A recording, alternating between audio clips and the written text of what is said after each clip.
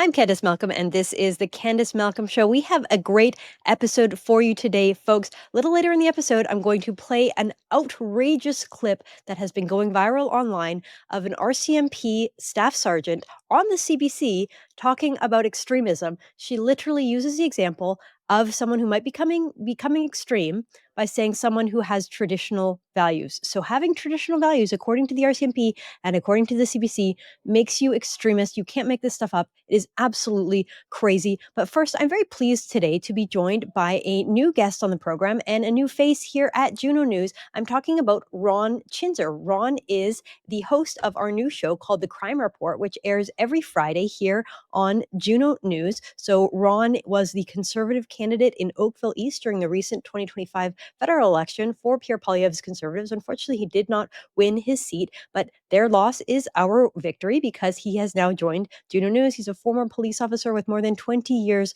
of law experience in law enforcement, specializing in gang prevention and organized crime. So he's a perfect person to be talking about the absolute crisis of violent crime, of home invasions, of carjacking, just out of control third world crime that is happening in Toronto. In Toronto, it's not just a Toronto problem. I know it's spilling over. It happens now in places like Calgary, Vancouver, Montreal, but Toronto is sort of ground zero of this. And it's kind of becoming normalized, right? Like we're normalizing the idea that, hey, in Canada, sometimes violent thugs just break into your house in the middle of the night, hold you and your family hostage, and steal all your stuff. What are you going to do about it? And I cannot believe that it was not a bigger issue in the recent election. But anyway, Ron, very pleased to have you on the show. Very pleased to have you joining us with Juno News, and welcome to the show. Thank you, Candice. Thanks for having me. So the story that I want to talk to you about first is the story that broke out of Toronto over the weekend. So a jury has acquitted a teen who claimed self-defense in a fatal Toronto school shooting, saying he carried a gun because his neighborhood, which is Scarborough, which is a part of Toronto, felt like Iraq. So a jury found on Friday that this 20-year man who's 20 years old, he was accused of second-degree murder. He shot and killed somebody at his school. He claimed that the victim was 18-year-old Jefferson Gurrier, was lunging at him with a knife. And so this young man, whose name is concealed because he was a minor during the time of the incident, um, pulled out a gun and shot him 4 times, killing him. And so the fact that a jury in Canada buys a story that, hey, Toronto is kind of a third world country now. We've let in so many people from so many different backgrounds who don't have any respect for Canadian values or Canadian law. So our city now feels like a third world war zone. So it's okay to carry a gun and shoot someone. So I'm just wondering if we can get your thoughts on this story, Ron. Listen, my thoughts are going to be similar to anybody else who probably read this and looked at this, where they scratched their head. I mean, if you look at what's been happening in the GTA and the rest of the country, but let's just hammer down on the GTA over the last couple of years. This is where, even when I read this, I was confused because it doesn't set a solid precedence going forward. On one hand, you have people defending their homes and their families getting charged in the process of defending them. And these are normal, innocent people, by the way. And then on the other hand, you have it within the same month, a jury acquitting somebody who had said, look, I had to defend myself because my neighborhood in Toronto reminded me of Iraq, a place where I grew up. And that is telling, because if somebody who grew up in a, third world potential conflict zone started to recognize that within our streets in the city of Toronto, being the largest municipality in the country, that says a lot more than I think we're giving credit for, but blows my mind. Well, you're right. It's unbelievable that we are dealing with this crime crisis in Toronto where you have armed thugs breaking into people's homes. There was a couple examples of cases where people weren't initially charged. I'm thinking of a story in Milton, Ontario, back in July 23. Murder charges were dropped against a Milton, Ontario man who shot and killed a home intruder. So originally he was charged. Someone comes into your house and is armed and you shoot them in self-defense, it's surprising that that would be charged.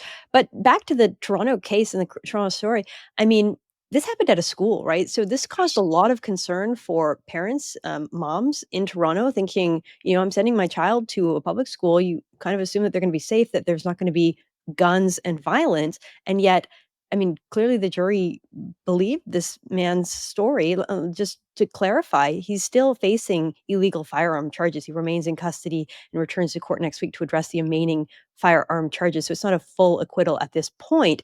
But still, I kind of wondered about the precedent, right? So if you're allowed to carry a gun, are you allowed to carry a concealed weapon now in Canada? I mean, if this young man was acquitted, clearly a jury believes that Toronto is now so unsafe that one needs to carry, not just a weapon in your home to protect yourself from potential invaders, but a concealed weapon that you would even bring to a school. I mean, does this form any sort of precedent? And what do you make of that? Yeah, absolutely it does. I think there's a couple precedents that it sets here. I think the first thing being that, first off, whenever there's a jury trial or jury selection, that's up to the defense. So that's up to the accused person to decide, are we going to go by a trial by a judge, which is going to be a very technical trial, or are we going to go by jury, where we think we have a better chance of convincing them of the situation that we're in, being, can I put a jury member into the position that I'm in? And would that jury say, well, you know what, in that situation, it's reasonable to assume.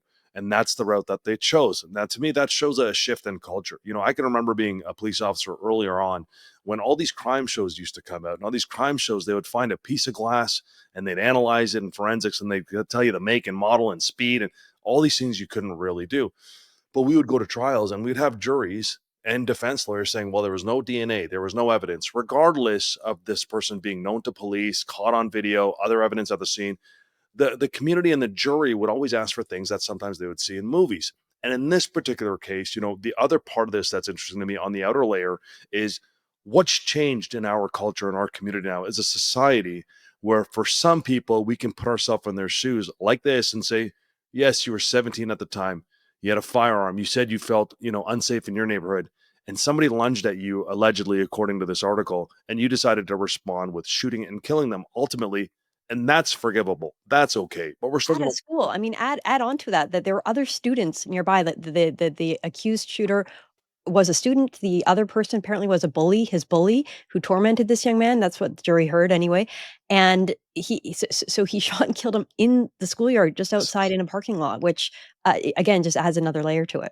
It does, and it becomes, well, what's the repercussion for this type of behavior? We all send our kids to school under the guise and under the true responsibility of the school. You're going to do everything in the best interest of my kid, especially when it comes down to safety. And most of us parents in Canada, one income is not enough. We know this. People are working not just one job; they're working two jobs, especially couples. So realistically, most people I speak to, like all my friends, once their kids are at school, we have this blind trust that they're going to be safe there. We have this blind trust that they're going to be reasonable. But when you see this happening, especially in places like Toronto on the outskirts, again, it sets more of this anxiety. And this is where we talk about ideologies. Toronto got rid of school officers back in like 2015 because they said it was racist and they said it was not fair to students. Now it's starting to come back. The reason I bring that up was this happened in a school. We have a jury now who's probably changed their mind and their culture on a little things, and that's indicative of a larger process.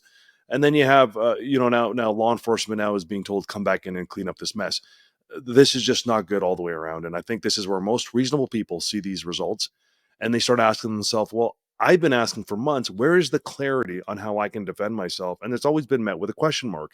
Meanwhile, something in your face caught on camera where the person isn't really saying, I never did it. They're saying, I did it, but here's why. They're allowed off. And that's where most normal, good people who don't get a gun to protect themselves illegally are saying, guys, where is the lines here? I don't get it. And this is where you have what I feel like is sometimes a two-tier justice system. Well, it certainly seems that way. I mean, especially given that presumably this firearm was not legally acquired. You're talking about a culture shift. I want to go down memory lane a little bit. Just 3 years ago, trigger warning to the audience. I'm going to play a clip of former Prime Minister Justin Trudeau here. He was on a podcast and he told us that in Canada, you cannot use a gun for self defense. Let's play that clip. We have a culture where the difference is guns can be used for hunting or for sport shooting in Canada, and there's lots of gun owners, and they're mostly law respecting and law abiding. But you can't use a gun for self-protection in Canada. That's not a right that you have in the Constitution or anywhere else. So, this is Justin Trudeau's playbook. Import the third world, gut our justice system, make our cities incredibly unsafe, and then go out there and tell Canadians, oh, by the way, that gun that you have, we're going to take that away, and you don't have the right to defend yourself if someone is invading your house, or in this case of this young man in Toronto, someone's lunging at you with a knife. According to our former prime minister there, you don't have self-defense. I mean, to me, this is like how to destroy a country in 3 easy steps. But I wonder what Justin Trudeau would say about this current case and a young man who presumably came to Canada under Justin Trudeau's watch. He feels like the country he came to is more like Iraq than the Canada that you and I grew up in. Well, they'll be selective about it. Likely he would pivot back to this young man, this 17-year-old who grew up in such a terrible environment, and what are all the things that we could have offered this person so this never happened, which is, look, it's a conversation that should be had. But again, he's not looking at the most obvious of things here. When you have, in this particular case here, this young person who murdered another young person, they had an illegal firearm with one specific purpose and one intent: to protect themselves by the means of a firearm. Now, let's take a look at law-abiding firearm owners in the country. They have guns registered, they follow the courses, they get routine background checks on a daily basis with the purpose of other things. They have the guns for hunting, for sport shooting, they're collectibles. So that's what they have it for. And then here you have somebody who got an illegal gun, allegedly, for one specific purpose, and they used it for that purpose. And they were found not guilty of a serious crime, being murder. And this is, again, where you have this two-tiered system of two perspectives. Now, look, you can have anything with you and not have it for a purpose of having it self-defense. So, for example, if you can walk around the streets with a knife on you, but if you get stopped by police and you say, yes, I have this knife on me because I use it to cut my apples or cut my oranges, that's not illegal. If you say I have this with me because it's for self-protection and for self-defense, now it's a weapon under the criminal code. Now you're stuck and you're going to get charged with it. There is no logical reason for a 17-year-old to have a firearm with them at school. Zero. It's criminal 100% through and through. And that intent is the most important part. Number one, how did you get access to this firearm? Number two, what purpose did you have it for? If you have it loaded, ready to go, and you're saying it's for my defense and you're in a school setting, that has to be heightened and amplified to be like, well, what's the bigger picture here? And then what is the net outcome if we don't find a guilty plea? But this is probably why they went by way of jury. Jury doesn't understand the technicalities. They're going to go on an emotional lens of, let me paint a picture of this poor kid in this environment, which, look, I'm sure it's a tough environment, but we have to look at the end result. He killed somebody and he had a weapon for one single purpose, unlike most lawful gun owners in the country. Well, I think I speak for so many parents in the GTA, Ron, when I say that the complete crime crisis that we're experiencing is terrifying. I mean, I watch your show. There's several other social media influencers who are constantly sharing clips of home invasions, people breaking into someone's house in the middle of the night, presumably trying to steal a car, steal some jewelry. But it's terrifying. I mean, it's like unbelievable that this happens in our country, in Canada. You were talking to me a bit off air about why this is happening, what's led to it. And one of the things that I want to highlight to the audience is the fact that we just don't have laws on the books to deal with this kind of thing. Like if someone breaks into someone's home and holds the family hostage, that basically gets treated as like a property crime, almost like a slap on the wrist, which is so unconscionable. So maybe you can just sort of walk us through what's happening and what you think can be done to fix this problem. Yeah, so what's happening is this is the evolution of crime. It's what is the path of least resistance, funny enough, to be able to get the biggest outcome. It's like anything else. So in this particular case, COVID happens, everybody gets locked in at home, mental health crisis, isolation, alcoholism, and drug use goes up.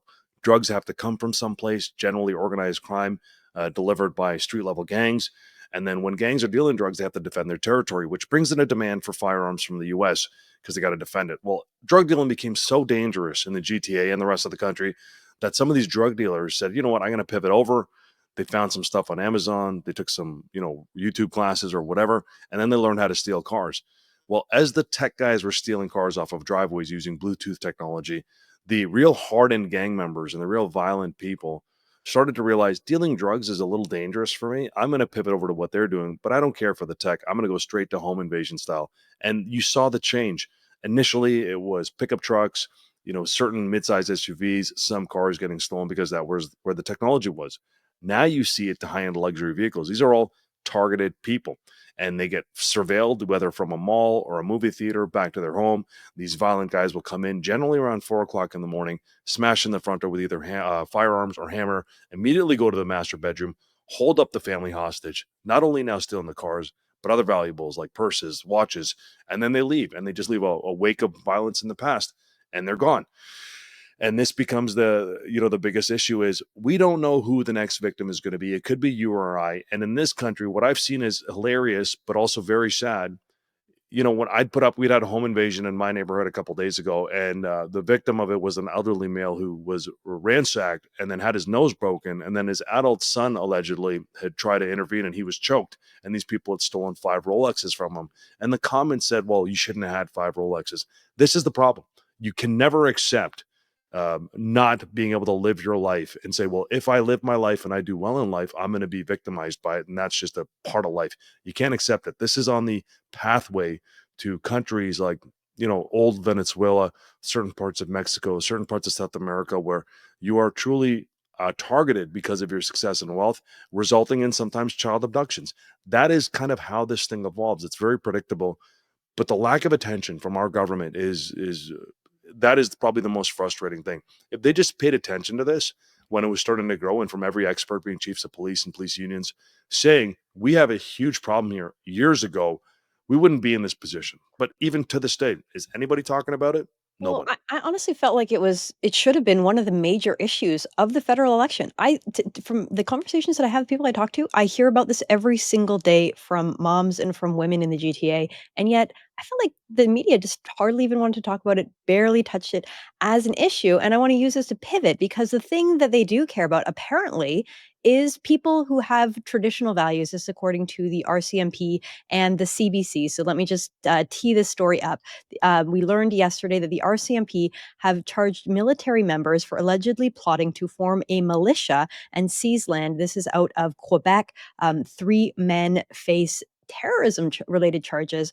The RCMP have charged 4 men, including 2 active members of the Canadian Armed Forces, with being part of an extremist plot that allegedly involved creating an anti-government militia with a massive trove of weapons. In a news release Tuesday morning, the Mountie said that the group was involved in allegedly ideologically motivated violent plot to forcibly take land in and around Quebec City. So look, I don't know anything about this group.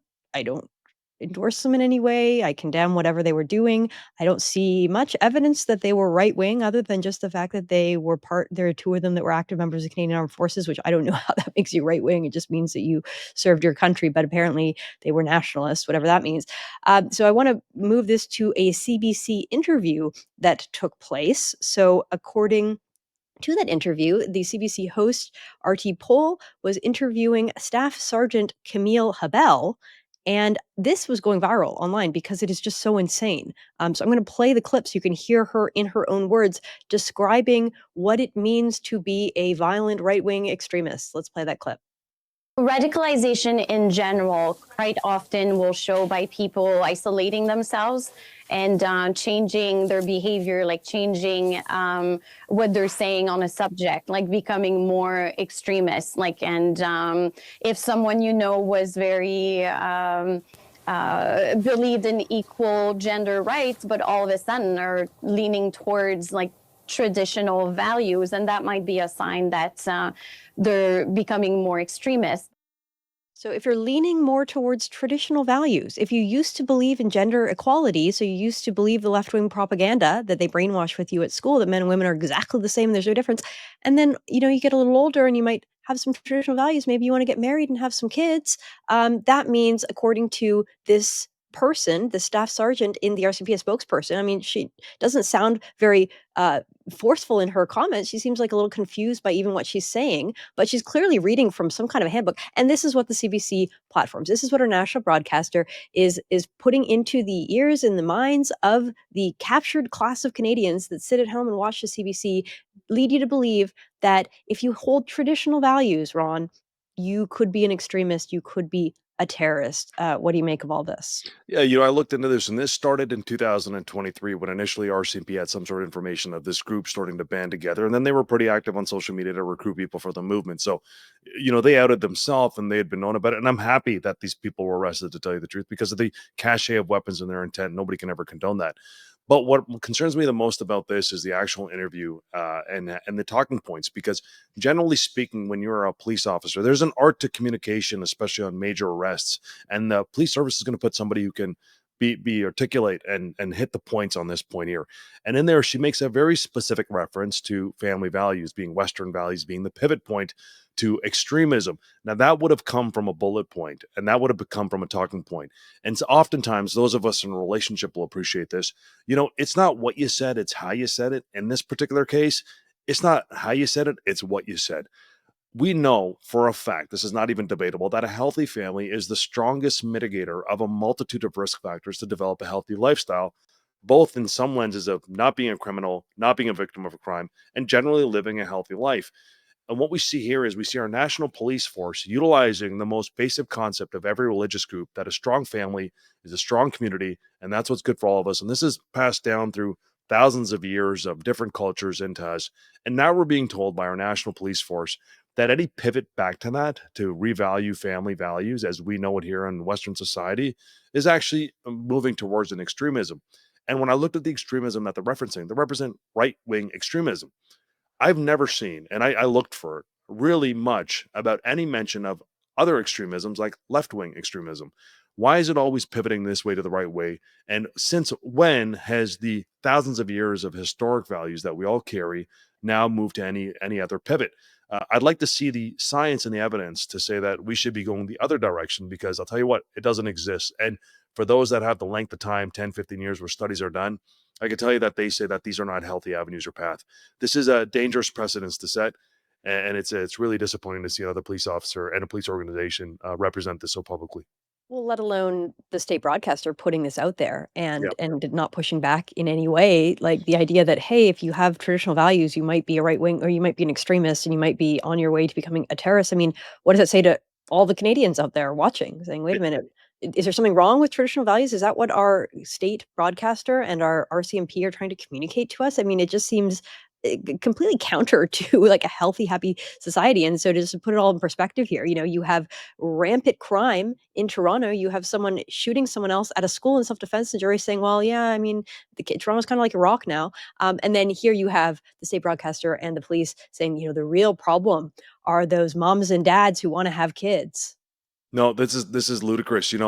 My kids, I have kids like most people. Well, I would say most people, I do have kids. Look, our family is number one. And for those of us who value family, I could say collectively, my experience generally, not absolutely, but generally, those of us who really value family have either had the luxury of coming from a good family or understand the impact of not having a solid family. And we want to be the ones to break that cycle for our kids. So we do everything we can to create this healthy, happy family environment. And one of the best investigators I ever worked with, and this guy was leaps and bounds one of the best, he had said to me, you can't look at a single incident. You have to look at the constellation of facts and constellation of incidents. And when we look at this, when I look at the constellation over the last 10 years, in my mind and in my personal opinion, there is an absolute attack on family values, on meaningful education, on healthy peer groups, on strong individuals, and lastly, really strong communities. It's we've been severed into these pockets of individualization that just break us apart, does nothing to pull us together. When you live on your street and you know all your neighbors, it's a great environment, it's a great neighborhood. When you don't know anybody, you're always living in a state of anxiety and a state of divide. And I think it becomes much easier to push a narrative or to control a movement when you don't have people talking to each other.